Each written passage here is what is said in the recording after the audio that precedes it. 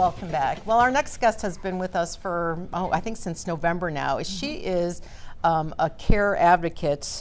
She just loves talking about being a caregiver. She was a caregiver for her dad, and she's been giving us all such great advice on how to take the steps to being an advocate for a loved one. And Carolyn A. Brent is joining us again this morning. Good morning, Carolyn. Good morning, Ronnie, and good morning, Carol. It seemed like I just saw you yesterday. I know.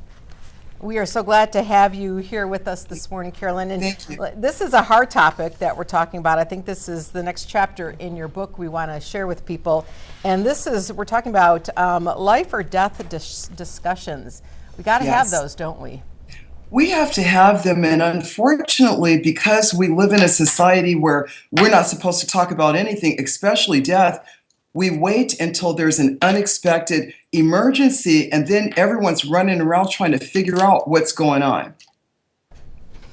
So to have those questions, it's important to have those kind of rehearsed in your mind, because when we're talking some of these questions, do you want life support? Who's your contact person? Is there one in particular on your list that's probably key to have to start with?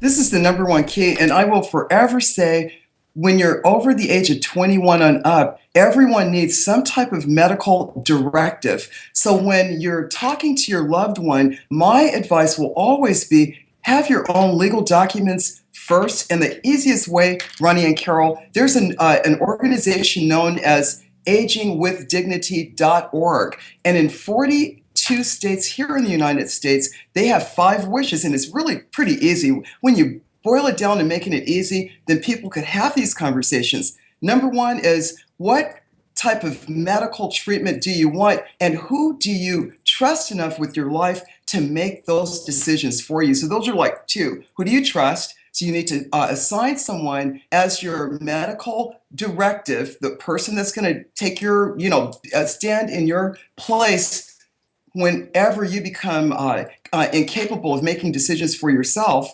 Then that person or another person who's going to handle your finances. And are they going to not only handle your finances, but can they make medical decisions when it comes to the cost? I mean, all that goes together. People think caregiving is just taking care of a loved one. That's one part. But the financial, the legal documents, all that. Number 3, what kind of care do you want? That's where it comes to, well, do I want to be cremated, or do I want to be resuscitated? With my dad, we did talk about these things, but one thing, Ronnie and Carol, that my dad and I didn't talk about, we never talked about what if he had an emergency and he needed to get a shunt pulled out of his scalp because of having a massive hematoma. And in my case, I had a life and death decision. Does my father die if they don't remove the shunt, which is a tubing in his skull, because Dad had hydrocephalus, which is bleeding on the brain.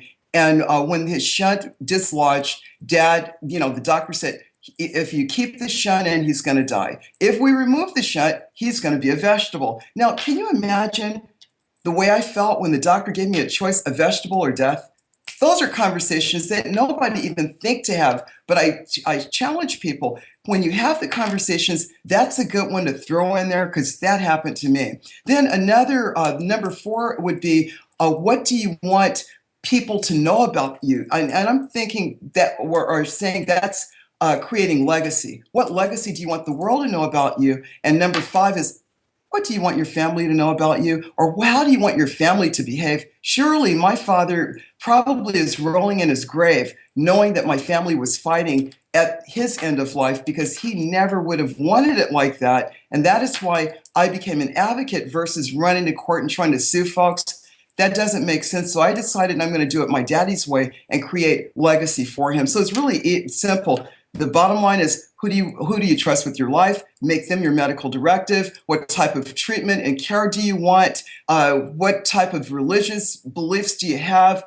What do you want the world to know about you? And what do you want your family? And that's legal documents at agingwithdignity.org. Carolyn, what if our loved one changes their mind? Well, they could change their mind as long as they put it in writing. everything must be legally documented. For an example, I was on a show last week and the producer said, you know, my mom and dad, they want to be cremated. They've shared that with us and they want that, but I don't want my mom and dad to be cremated. I don't think that's right. Now, that person is already going against her parents' wishes. And I said, please have your mom and dad to put that in writing, because otherwise that's where the family drama is going to come in if it's not in writing, because somebody may want the person to be cremated. The other person may want a big, huge, fancy, going home celebration. If it's not in writing, it doesn't count. And I'm talking about legal documents. Well, that's great advice. Carolyn, if you want to stay with us, we have lots more that we're going to talk about, some of those crucial life or death conversations, answers, and questions that we need to talk about. So we'll be right back with Carolyn A. Brent. Stay with us, friends.